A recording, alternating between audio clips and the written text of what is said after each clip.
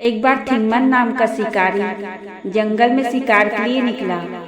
जब वह जंगल से शिकार करके लौट रहा था तब वहां उसे एक मंदिर दिखाई दिया। वह मंदिर भगवान शिव का था और उसमें एक शिवलिंग भी स्थापित थी। थिम्मन भगवान भोलेनाथ का एक सच्चा भक्त था, परंतु वह एक शिकारी था, जिसके कारण उसे शिवलिंग की पूजा करने की कोई विधि पता नहीं थी।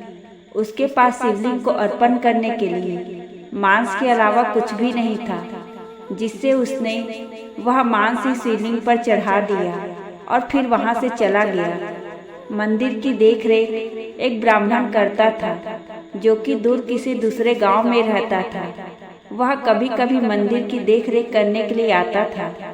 एक दिन वह मंदिर में आता है तो उसे मंदिर में शिवलिंग पर मांस चढ़ा हुआ देखने को मिलता है। यह सब देखकर उसे बहुत दुख होता है। उसके बाद ब्राह्मण जब भी मंदिर में आता था तो उसे मांस वैसे ही शिवलिंग पर चढ़ा हुआ मिलता था। एक बार शिकारी ने मांस के साथ शिवलिंग पर पानी चढ़ाने का सोचा, परंतु उसके पास पानी भरने का कोई साधन ना होने के कारण उसने नदी में से मुंह में पानी भरकर शिवलिंग को अर्पण किया। दूसरे दिन जब वह मंदिर का ब्राह्मण आया तो उसे यह सब देखकर बहुत दुख हुआ। एक बार उस ब्राह्मण ने उदास होकर महादेव से पूछा कि भगवान, आपकी इस पवित्र शिवलिंग को कौन अशुद्ध करता है? यह जो भी है वह कौन है? आप मुझे बताएं, मैं उसे दंडित करूंगा। तभी शिवलिंग से आवाज आती है कि वह शिकारी तुम्हारी ही तरह मेरा बहुत बड़ा भक्त है। वह खुशी से जो भी चढ़ाता है मैं उसे स्वीकार कर लेता हूँ। और महादेव ने यह भी कहा, अगर तुम उसकी भक्ति देखना चाहते हो तो झाड़ी के पीछे छुप जाओ। और उसने ऐसा ही किया। वह एक झाड़ी के पीछे छुप गया और शिकारी को देखने लगा। शिकारी मंदिर में प्रवेश करता है।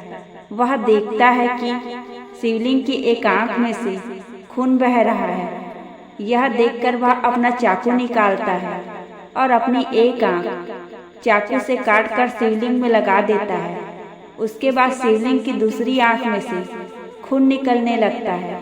यह देखकर उसने फिर से चाकू निकाला, लेकिन वह सोचने लगा कि अगर मैंने दूसरी आंख भी काट के लगा दी तो मैं शिवलिंग को देखूंगा कैसे।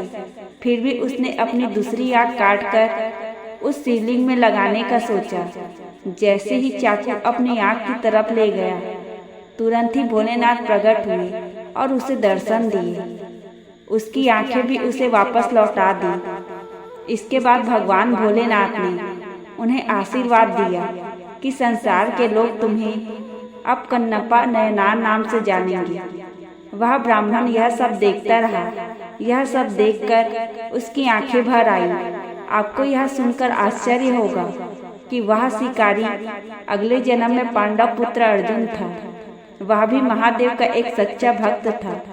इस जन्म में भी उसका महादेव से एक अटूट रिश्ता बना हुआ था।